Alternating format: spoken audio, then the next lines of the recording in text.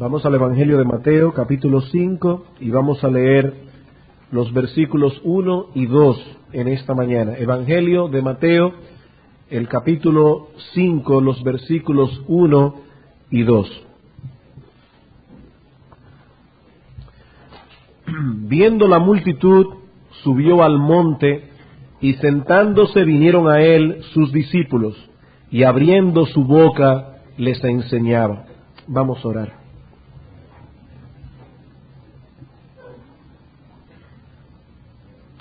Nos unimos, oh Señor, al clamor del autor de este himno, y te suplicamos en esta mañana que tú tomes nuestra mente, nuestro corazón, nuestra voluntad, que tú abras nuestro entendimiento para que podamos atesorar tu palabra.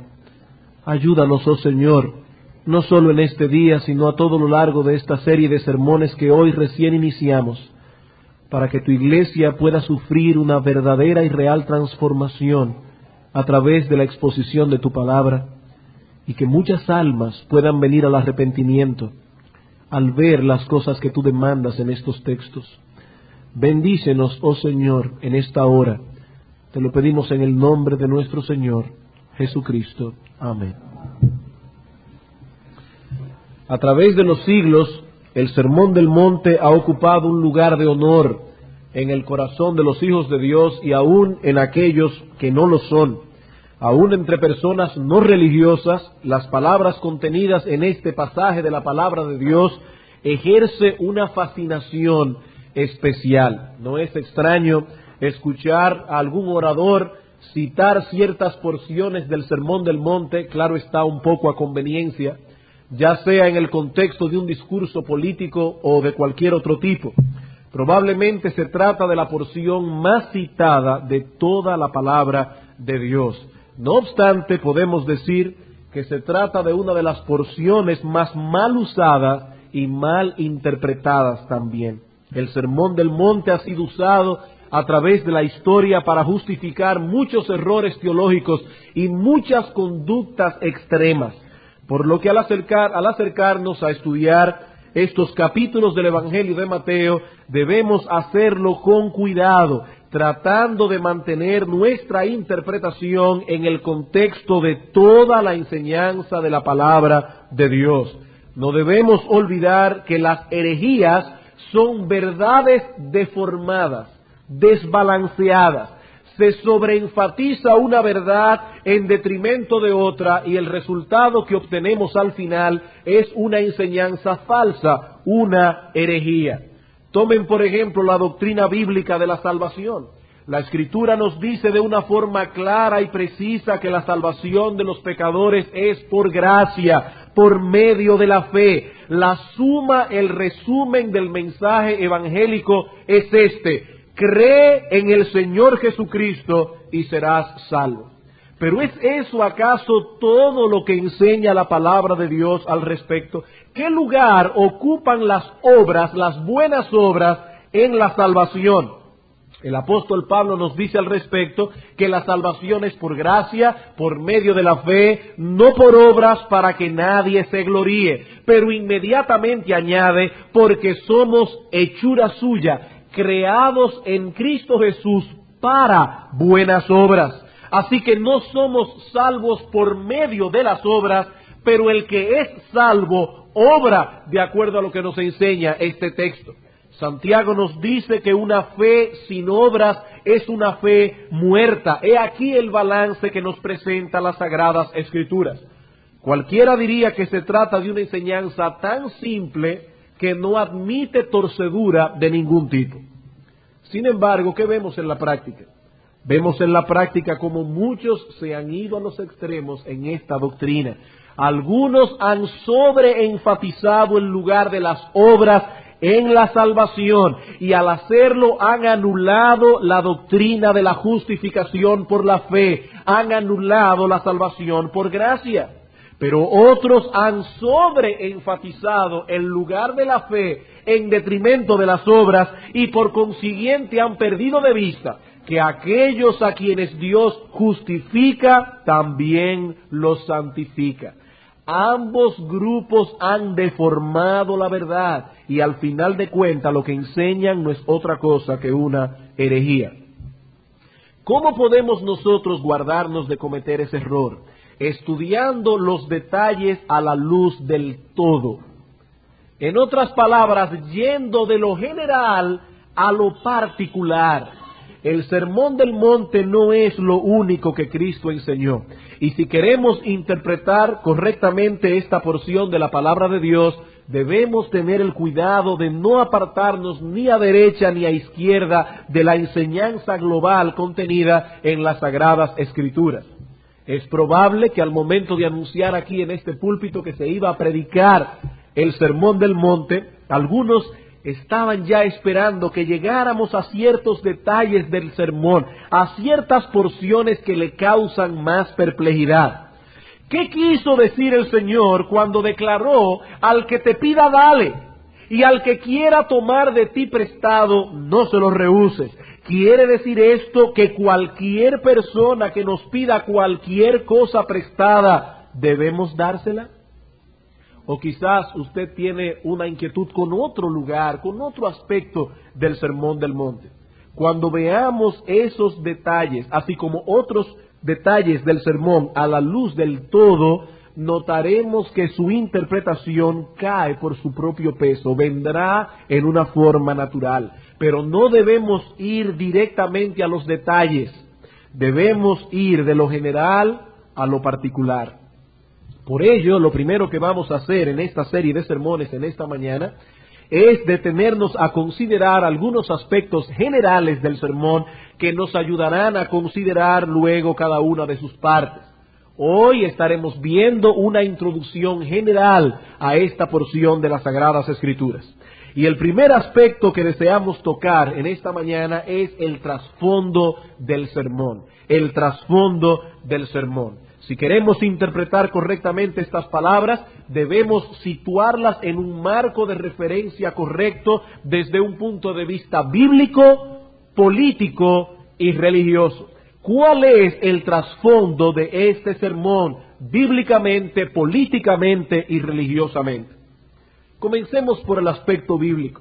El Sermón del Monte se encuentra situado en el Evangelio de Mateo, que es el primer libro del Nuevo Testamento, y por lo tanto el que dio por concluido el largo silencio que siguió al ministerio de Malaquías, el último profeta del Antiguo Testamento. Luego que Malaquías escribió este libro, Dios estuvo callado durante 400 años. Dios no envió profetas a su pueblo. El pueblo de Dios no tuvo revelación divina durante todo ese periodo. Así que ese pueblo, el remanente fiel, no tuvo más opción que esperar en silencio hasta que Dios irrumpiese de nuevo, cumpliendo todas aquellas promesas gloriosas de los profetas antiguos. Dios había prometido enviar un Mesías que habría de cambiar el lamento de su pueblo en gozo. Y ese remanente, el remanente fiel, Simeón, Ana y todas esas personas aguardaban esperanzados el cumplimiento de esa promesa. El propósito primordial del Evangelio de Mateo es anunciar a ese remanente que Dios había cumplido en Cristo todo aquello que había prometido y que por tanto tiempo ellos habían aguardado. Cristo es ese hijo de Abraham, ese hijo de David. Eso es lo que Mateo intenta demostrar. Por esta razón encontramos en ese evangelio más citas del Antiguo Testamento que en los otros 3 evangelios juntos. El evangelio de Mateo es el vínculo necesario entre el Antiguo Testamento y el Nuevo. Y es precisamente en ese evangelio donde encontramos este sermón, el más extenso que se registra del Señor Jesucristo en las Escrituras. Este sermón contiene el programa de gobierno del Mesías, por decirlo así. El rey prometido había llegado, pero su pueblo no tenía ideas muy claras en cuanto a la naturaleza del reino que ese Mesías vino a ofrecer. ¿Qué era lo que muchos israelitas esperaban de su Mesías? ¿Cuál era el trasfondo político con que se encontró Cristo al declarar estas palabras? Bueno, ellos, primero que todo, estaban esperando un líder político y militar que habría de devolver a Israel su antiguo esplendor. Israel debía alcanzar bajo el gobierno del Mesías glorias aún mayores que las que disfrutó en tiempos de David, en tiempos de Salomón. Ningún pueblo o nación, ni siquiera Roma, sería más próspero y poderoso. Israel pasaría a ser, bajo el gobierno y la tutela del Mesías, el máximo poderío mundial, la máxima potencia, y no por cierto periodo de tiempo, sino por siempre jamás. Es en ese contexto político que Cristo hace su entrada en la escena de Palestina, y debemos suponer que sus palabras en aquel día causaron una fuerte impresión en unos y una gran desilusión en otros. Los ideales y principios contenidos en el Sermón del Monte son totalmente contrarios a los ideales que albergaban muchos de estos judíos en su corazón. El programa de gobierno de este Mesías era predominantemente espiritual e interno antes que político o social. Nada se nos dice aquí de reformas sociales o de cambios radicales en el sistema económico. Cristo está primordialmente preocupado por lo que los hombres son, no por el sistema en que los hombres viven. En este reino se exaltan aquellos que el mundo ignora y viceversa. Aquí son bienaventurados los pobres en espíritu, los mansos, los pacificadores, los que lloran, etc. Unas horas antes de su muerte en la cruz, Pilato preguntó a Cristo: ¿eres tú el rey de los judíos? Y la respuesta del Señor resume la enseñanza del Sermón del Monte. Mi reino no es de este mundo. Si mi reino fuese de este mundo, mis servidores pelearían para que yo no fuese entregado a los judíos, pero mi reino no es de aquí. El reino de Cristo está en total contraposición a la visión que el mundo tiene de las cosas. Lo que el mundo exalta, Cristo lo menosprecia. Lo que Cristo alaba, el mundo lo minimiza. Aquí se cumple aquello de que lo que los hombres tienen por sublime, Dios lo tiene por abominación. Los ciudadanos del reino de Cristo no podemos ser aceptados por el mundo porque nosotros representamos lo que el mundo rechaza, mientras que nosotros rechazamos aquellas cosas por las que el mundo suspira, aquellas cosas por las que el mundo se afana. Y en cuanto al panorama religioso que sirve de trasfondo a este sermón, el asunto no era menos confuso. Jesús ministró en medio de una sociedad muy compleja en lo que a religiosidad se refiere. En el escenario religioso de Palestina había 4 grupos disputándose la hegemonía religiosa. Por un lado estaban los fariseos, por el otro los saduceos, más allá estaban los esenios y más atrás los celotes. Para los fariseos la piedad consistía en la observancia de las tradiciones antiguas y en cumplir hasta los más mínimos detalles requeridos por los rabinos en su muchas veces ridícula interpretación de la ley de Moisés. Para los saduceos, por el contrario, estas cosas no tenían la menor importancia. Los saduceos eran liberales en el mejor sentido de ese término. Rechazaban la tradición de los ancianos, pero también rechazaban muchas de las enseñanzas contenidas en el Antiguo Testamento. Los saduceos no creían en la resurrección, los saduceos no creían en milagros, no creían en los ángeles, ni tampoco en una vida futura. La filosofía de estos hombres consistía en vivir en el presente sin preocuparse mucho por el futuro. Por el otro lado, los esenios pensaban que la verdadera piedad significaba una separación literal de la sociedad. Estos hombres promulgaban el ascetismo y el aislamiento. Y finalmente estaban los celotes, unos fanáticos nacionalistas para quienes la religión no era otra cosa que un activismo político radical. Para ellos no había otra manera de servir al Dios de Israel que tomar las armas y levantarse en revolución contra el Imperio Romano. Qué interesante el panorama religioso. Como alguien ha dicho, Los fariseos decían, vamos hacia atrás. Los saduceos decían, no, vamos hacia adelante. Los esenios decían, vámonos hacia afuera. Y los celotes, vámonos en contra. He aquí, en pocas palabras, la esencia de lo que estos grupos religiosos enseñaban. Los fariseos eran tradicionalistas, los saduceos modernistas, los esenios separatistas y los celotes activistas. ¿En cuál de todos estos grupos podemos situar a Jesucristo? En ninguno de ellos. Cuando leemos el Sermón del Monte vemos que Cristo tenía mucho que decir a cada uno de estos grupos. A los fariseos hizo ver que la verdadera espiritualidad no consistía en lo externo, sino aquello que afecta nuestro corazón y nuestro andar delante de Dios, no delante de los hombres. A los saduceos enseñó que su racionalismo era contrario al espíritu de la fe. A los esenios que la piedad ha de comenzar en el corazón antes que por el cuerpo. Y a los celotes que la palabra clave no era revolución, sino adoración. A todos los guió al mismo punto. La vida recta delante de Dios se proyecta de adentro hacia afuera. La piedad comienza en el corazón y se traduce en una vida justa delante de Dios. Donde no hay un corazón recto, no puede haber una vida justa. Donde no hay una vida justa, podemos concluir que no hay un corazón recto. Como diría Jesús más adelante a los fariseos, limpia primero lo de dentro del plato y del vaso. ¿Para qué? Para que lo de afuera también sea limpio. No podemos tener un vaso limpio por dentro y sucio por fuera.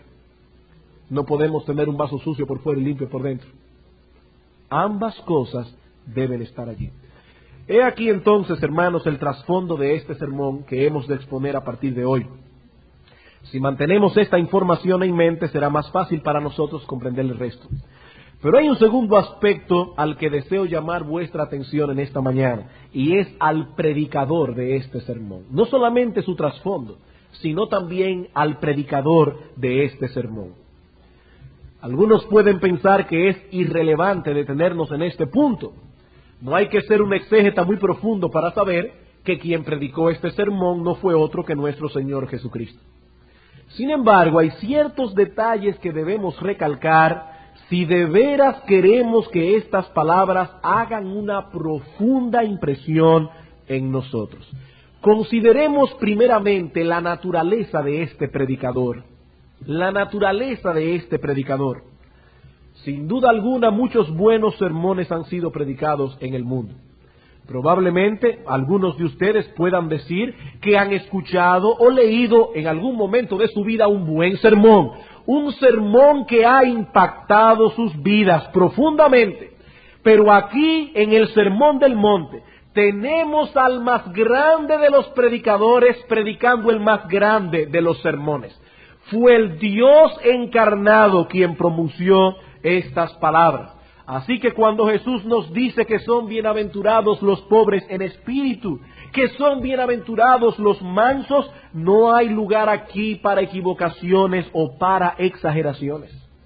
Muchas veces nosotros los predicadores podemos en un momento decir algo inadecuado, pero en este sermón no encontraremos ni una sola palabra fuera de lugar.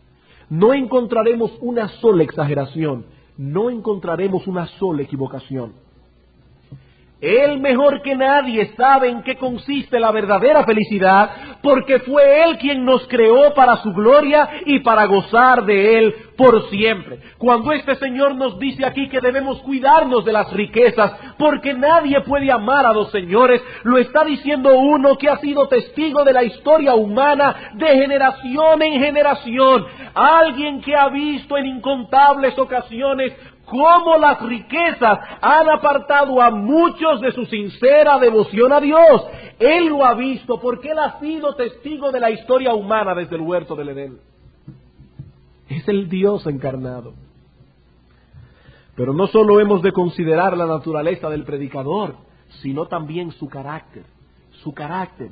Alguien definió la predicación como verdad transmitida a través de la personalidad. Eso es predicación. Y puedo decir que se trata de una definición muy acertada. Cuando vamos a la iglesia, no vamos simplemente a escuchar un sermón, vamos a escuchar a un hombre predicar. Vamos a escuchar a un hombre predicar.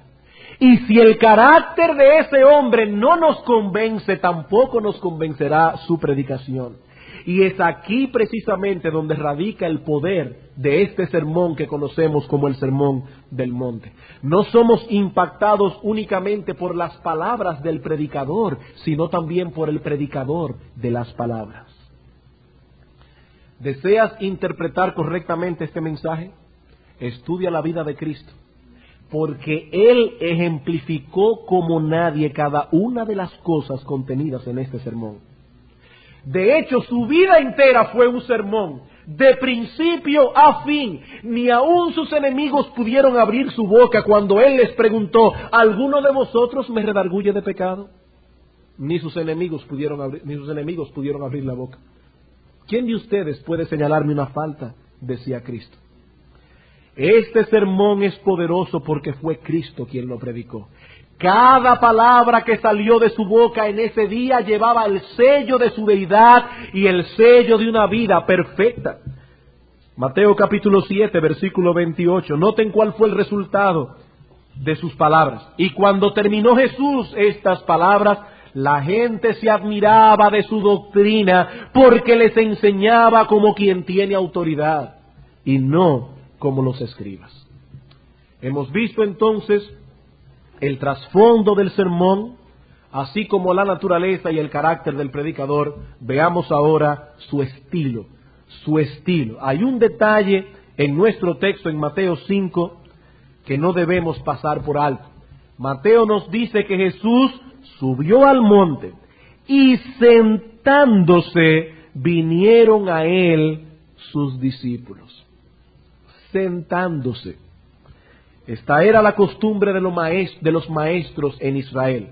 El sentarse para enseñar era una indicación de que lo que se diría a continuación vendría con el peso de la autoridad del que enseñaba. Si un maestro en Israel hablaba mientras estaba parado o caminando por la calle, lo que él decía en ese momento se consideraba informal, no oficial.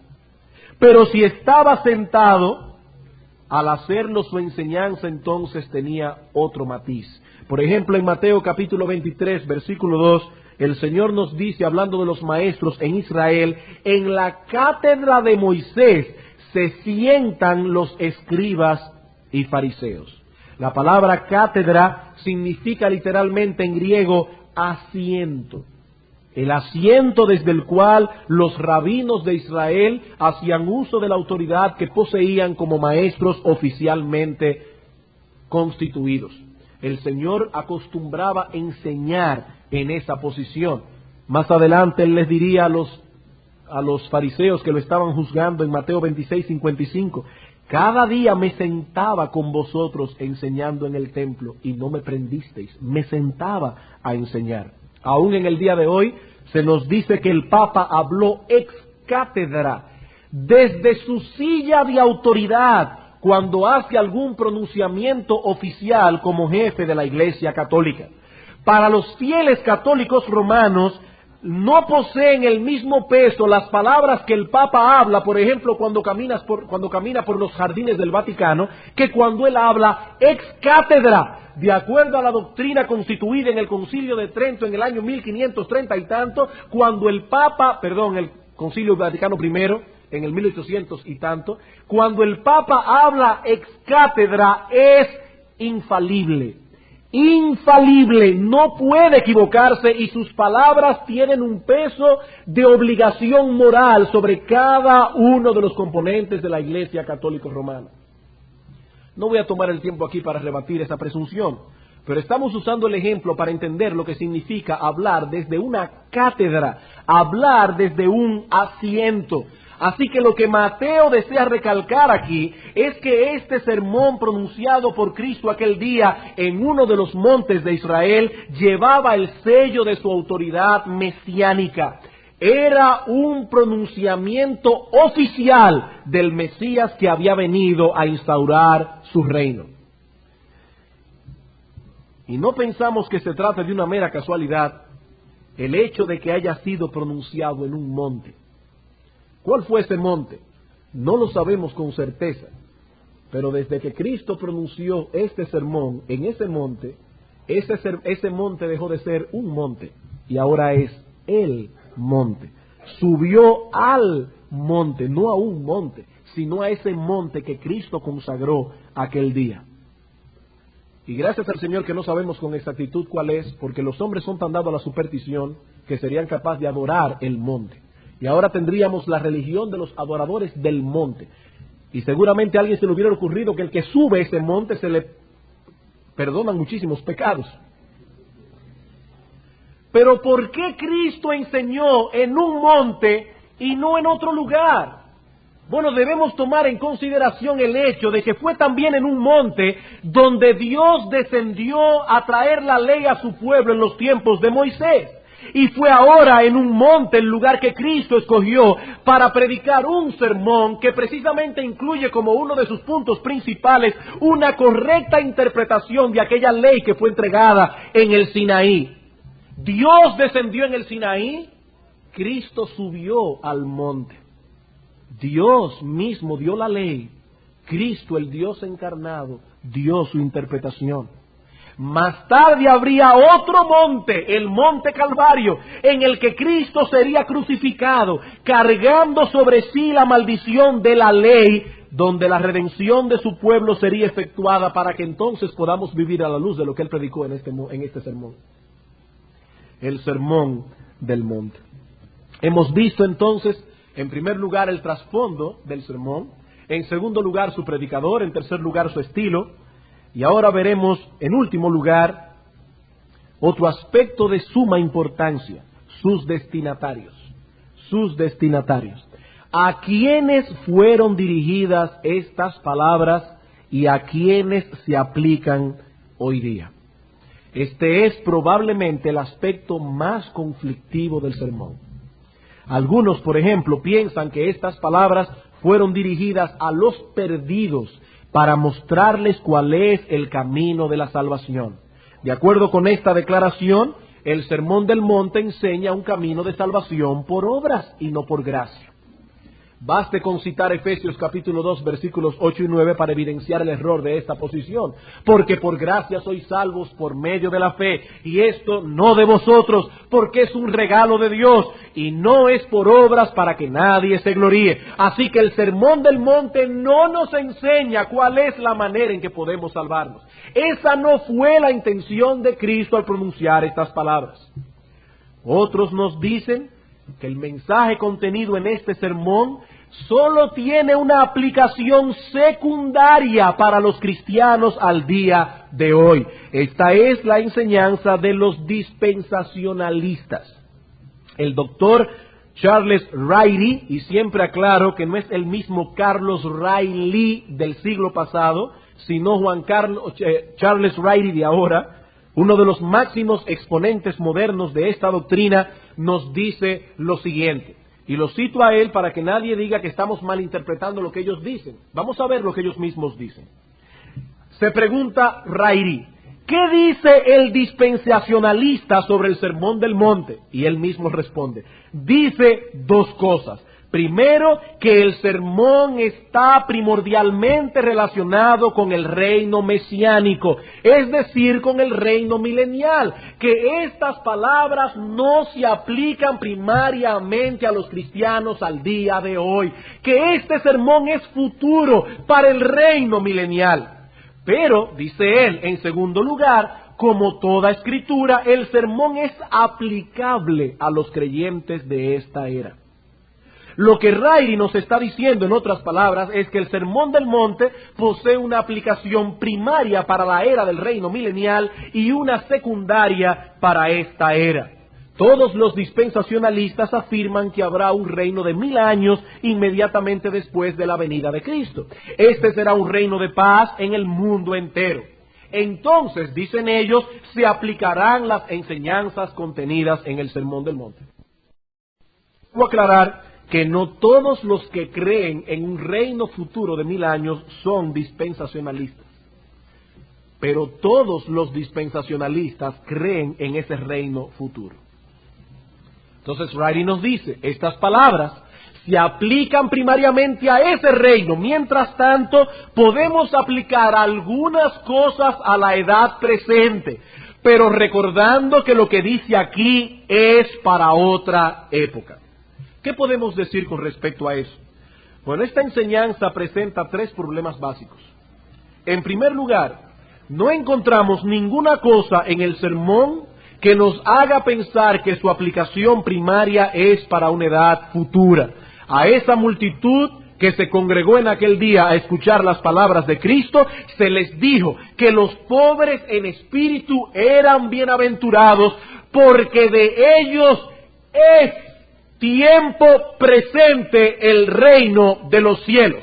Cristo no dijo, oh, algún día, en el futuro lejano, serán bienaventurados los pobres en espíritu, porque para ellos será el reino de los cielos. Eso no es lo que yo leo, por lo menos en mi versión bíblica.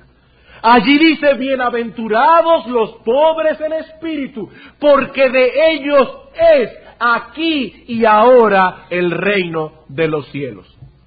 En segundo lugar, esta teoría entra en contradicción consigo misma.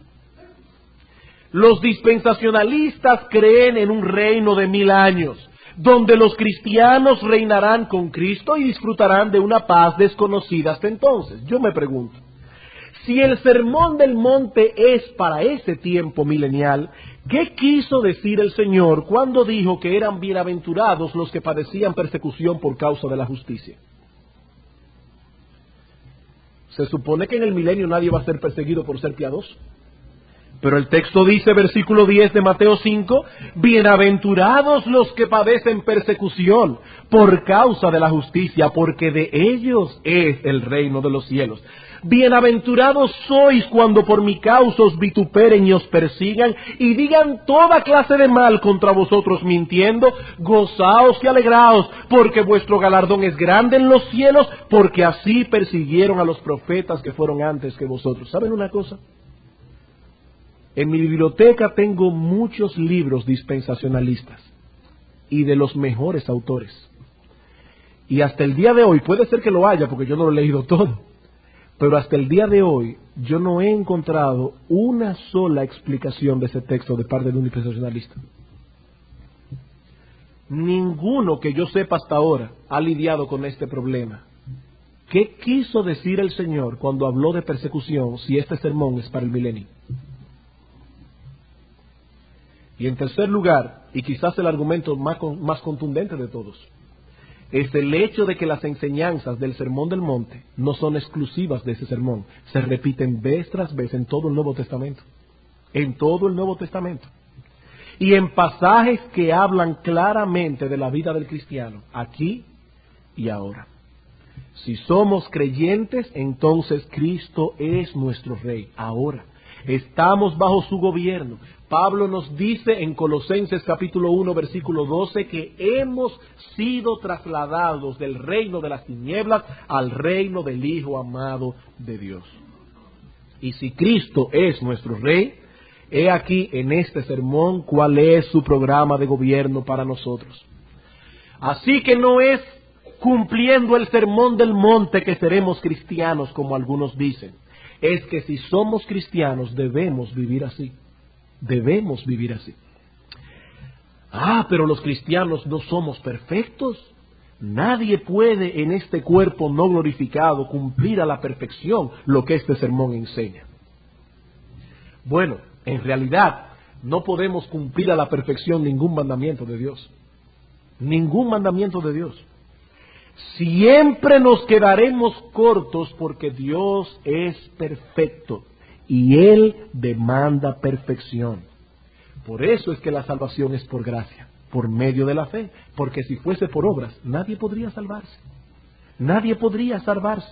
Como dijo el puritano Thomas Watson en una ocasión, aún nuestras lágrimas del arrepentimiento deben ser lavadas por la sangre de Cristo.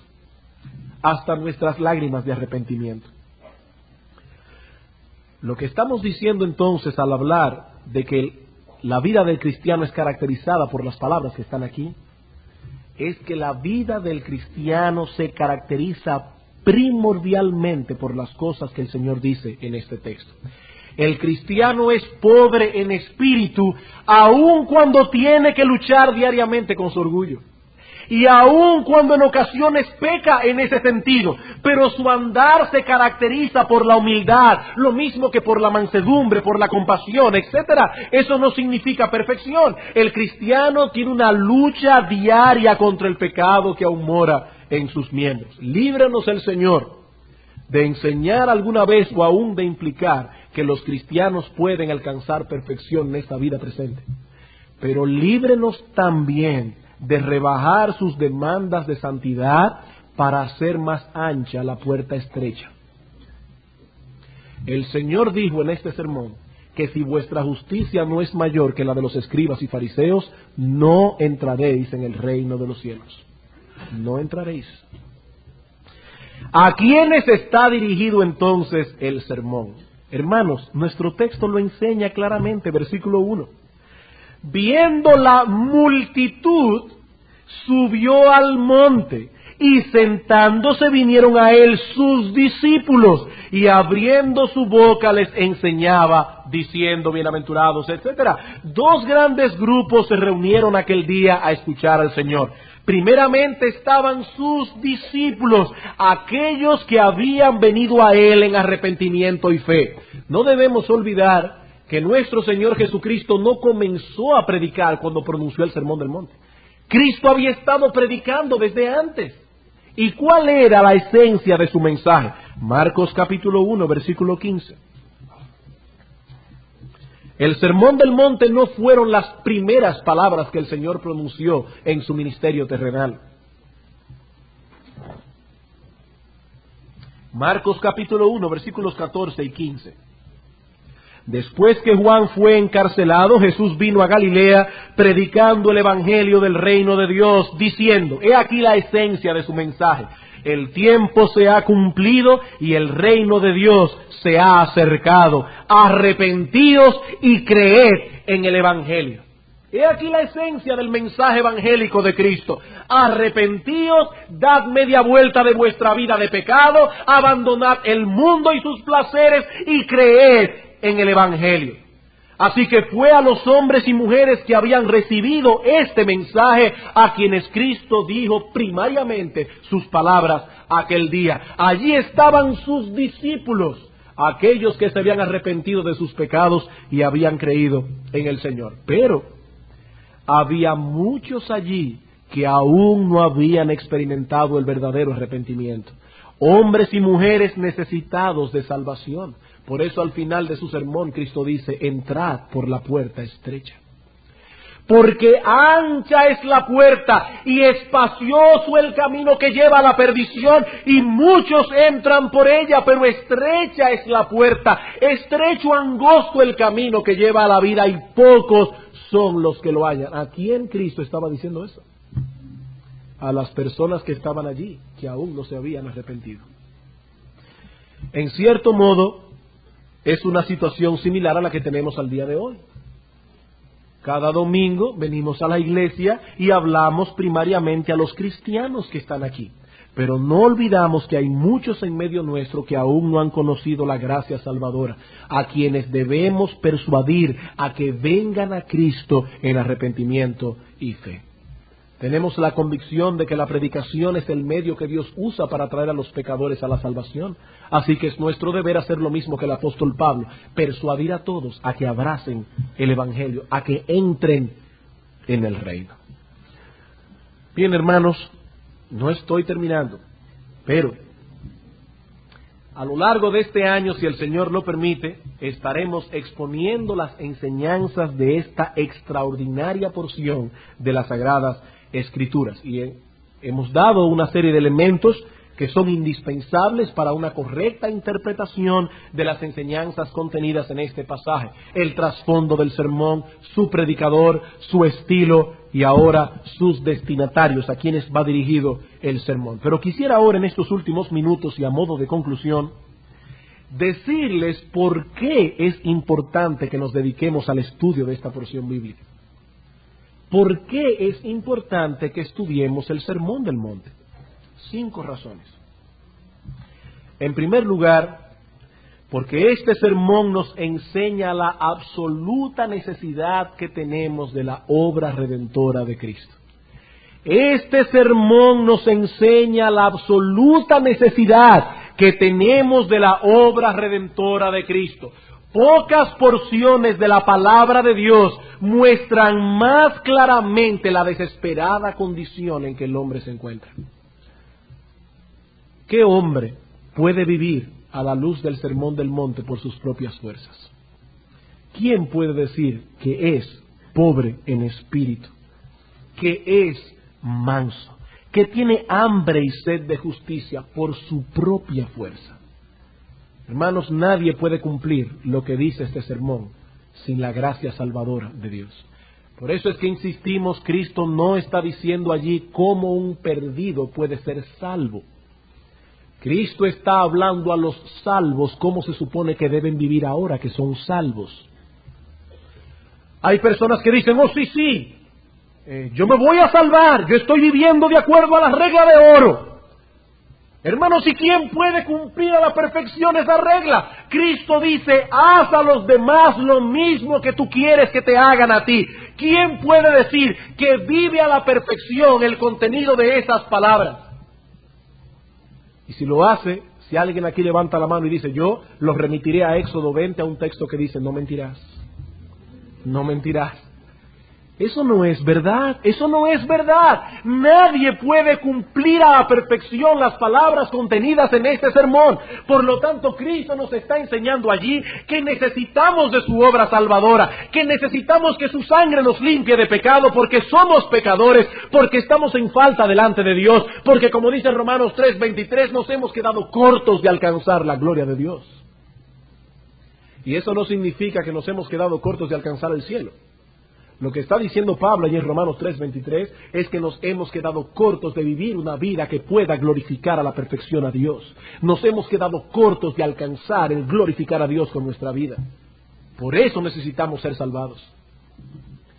En segundo lugar, este sermón nos ayudará a evaluar la genuinidad de nuestra fe.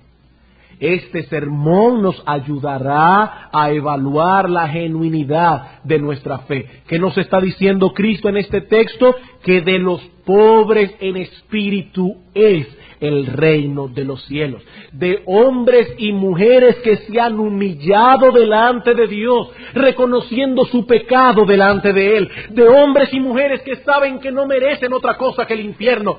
De hombres y mujeres que de ahora en adelante viven en humildad, aunque tienen que luchar con su orgullo, aunque tienen que luchar con su soberbia día tras día, hombres y mujeres que anhelan tener esa vida de humildad, porque ellos reconocen lo que son delante de Dios. Si tú no eres pobre en espíritu, si tú piensas que mereces el cielo, si crees que te vas a salvar guardando los 10 mandamientos o porque eres miembro de una iglesia, tú no estás en el reino de los cielos. Porque el reino de los cielos es para los pobres en espíritu únicamente. Únicamente. Si tú no sabes, amigo, lo que es luchar con tus corrupciones internas por vivir a la altura de lo que Cristo está diciendo allí, tú no eres creyente. Tú no eres cristiano, y no son mis palabras, son las de Cristo. Si vuestra justicia no fuere mayor que la de los escribas y fariseos, no entraréis en el reino de los cielos. Y no olvides que Él es quien tiene la llave de David, el que abre y ninguno cierra, el que cierra y ninguno abre. Si Él dice que no entrarán, no entrarán.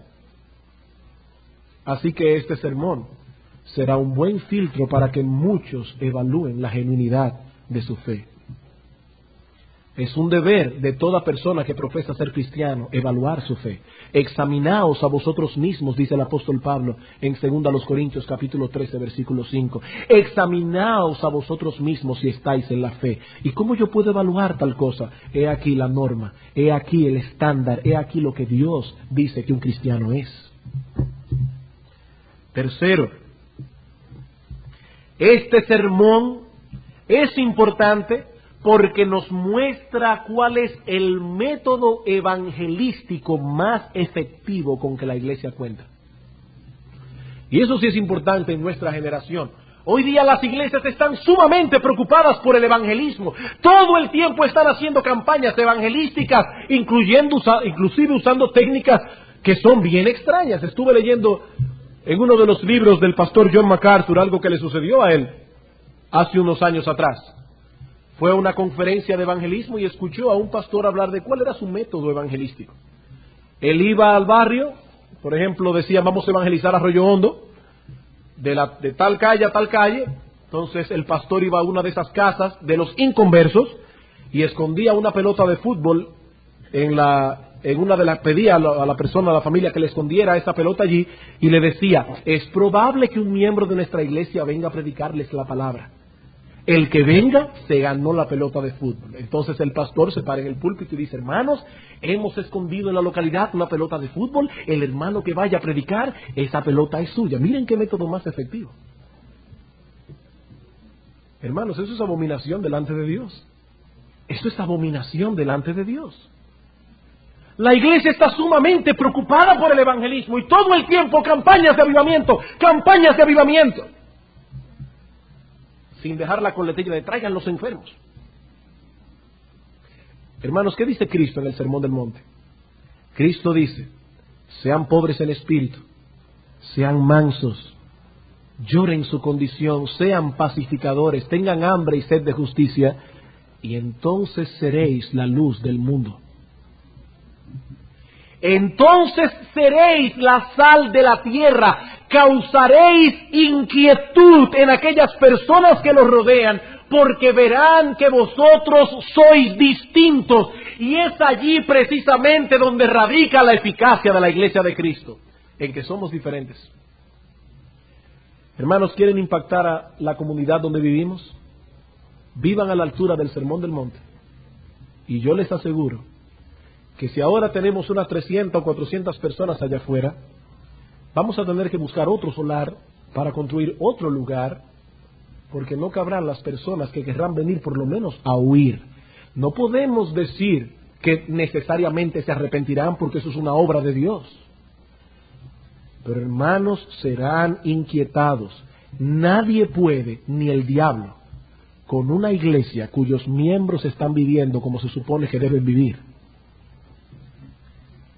Ese es nuestro método evangelístico por excelencia. ¿Qué nos dice el apóstol Pedro? Estad siempre preparados para presentar defensa con mansedumbre y reverencia ante todo el que os demande razón de la esperanza que hay en vosotros. Pero yo me pregunto, hermano, si un impío, un pecador, un perdido, ve en una persona que profesa ser cristiana las mismas inquietudes que él tiene, el mismo amor por el mundo, las mismas ansiedades por las cosas materiales, ¿ustedes creen que esa persona le preguntará por la supuesta esperanza que tiene? El apóstol Pedro está suponiendo en ese texto que los cristianos vivimos de tal manera, con nuestros ojos puestos en las cosas de arriba, donde está Cristo sentado a la diestra de Dios, que para las personas que nos rodean es muy evidente que nuestro corazón no pertenece aquí, que nuestro reino no es de este mundo. Y cuando los inconversos ven eso, entonces preguntan, y debemos estar siempre preparados para presentar defensa. Muchos quisieran ver a sus familiares aquí convertidos a Cristo, pero tristemente son ellos mismos que los están arrastrando al infierno. Son ellos mismos que los están arrastrando al infierno, con su falta de humildad, con su falta de mansedumbre, porque son personas con una boca dura, no tienen misericordia, la ley de misericordia no está en sus labios. Son personas que se airan con facilidad, no dominan sus pasiones, no tienen un espíritu amable, gentileza, y aún así quieren que sus familiares vengan aquí a escuchar la palabra. No, hermanos, eso no es lo que Cristo está diciendo en nuestro texto. Él dice, si sois pobres en espíritu, mansos, humildes, pacificadores, seréis la luz del mundo. Seréis la sal de la tierra. Causaréis sed en las personas que les rodean. He aquí, hermanos, nuestro método evangelístico por excelencia. Cuarto, este sermón nos ayudará o nos enseñará cuál es el secreto de la verdadera felicidad. Este sermón nos enseñará cuál es el secreto de la verdadera felicidad. Decía Martin Lloyd-Jones que un cristiano deprimido es una muy mala recomendación para la fe cristiana. Un cristiano deprimido es una muy mala recomendación para la fe cristiana. Dice Nehemías capítulo 8, versículo 10, no os entristezcáis porque el gozo del Señor es vuestra fuerza. Y noten qué interesante, el Sermón del Monte comienza y termina prácticamente con las mismas palabras. ¿Cómo comenzó Cristo su sermón a sus discípulos? Bienaventurados, bienaventurados, bienaventurados, seréis felices, tendréis una vida plena, dichosa, no ansiosa, no quejumbrosa, seréis felices, seréis bienaventurados si vivís de esa manera. ¿Cómo terminó Cristo el sermón? Si alguno me oye las palabras que he pronunciado y las hace, será bienaventurado un hombre que edificó su casa sobre una roca. Vinieron lluvias, vinieron ríos, vinieron vientos, pero no pudieron destruir la casa porque estaba edificado sobre una roca. Pero si alguno escucha estas palabras y no las hace, le compararé a un hombre insensato que edificó su casa sobre la arena, una casa que no pudo quedar en pie cuando vinieron las aflicciones. ¿Sabe lo que dice el profeta Oseas? Hablando al pueblo de Israel, dice, vuestra piedad es como la nube de la mañana, como el rocío que se desvanece. Yo recuerdo allá en mi pueblo, en San Juan de la Maguana, que uno se levantaba en ciertas épocas del año por la mañana y uno creía que estaba en Londres. ¡Cuánta neblina! No se podía ver ni siquiera al otro lado de la calle. Pero una vez salía el sol, la neblina desaparecía como por arte de magia. Dice el profeta Oseas, vuestra piedad es igual. Sois piadosos hasta que el sol calienta. Sois piadosos hasta que el sol calienta con sus rayos. Vuestra piedad es como la nube de la mañana, como el rocío de la madrugada que se desvanece. Pero aquel que construye su casa sobre la roca, vienen ríos, el sol calienta, pero la casa permanece en pie. Esos son los bienaventurados. Así que este sermón nos enseña cuál es el secreto de la felicidad. Y por último, este sermón proclama cuál es el único estilo de vida que es agradable delante de Dios. Este sermón proclama cuál es el único estilo de vida que es agradable delante de Dios. Hermanos, que Dios nos ayude a lo largo de esta serie, dándonos corazones receptivos a su palabra y una voluntad dispuesta para la obediencia. Les aseguro que si esa es nuestra disposición, en diciembre del año 1993 esta iglesia no será la misma. Esta iglesia no será la misma. Y muchos que hoy están apáticos y dormidos, los veremos como trofeos de la gracia de Dios, dando gloria a nuestro Dios por su estilo de vida. Vamos a orar y pedir al Señor que pueda bendecir estos sermones a lo largo de este año. Oremos, hermanos. Señor y Dios Todopoderoso, Jehová de los ejércitos, gracias por tu palabra, porque ella es lámpara a nuestros pies, lumbrera a nuestro camino. Gracias, oh Señor, por estas palabras que Cristo pronunció aquel día, y gracias por haber inspirado a Mateo a escribirlas palabra por palabra en su Evangelio. Hoy podemos disfrutar de estas cosas. Ahora te suplicamos, oh Señor, que tú nos ayudes no solamente a deleitarnos escuchando estas cosas, sino viviendo conforme a ellas. Oh Señor y Dios nuestro, bendice Iglesia Bíblica del Señor Jesucristo en el contexto de la predicación de esta serie de sermones.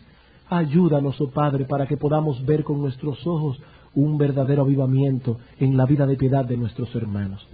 Ahora, Padre, condúcenos a nuestros hogares y esta noche, cuántos deseos tenemos de volver aquí para seguir adorando tu santo y precioso nombre.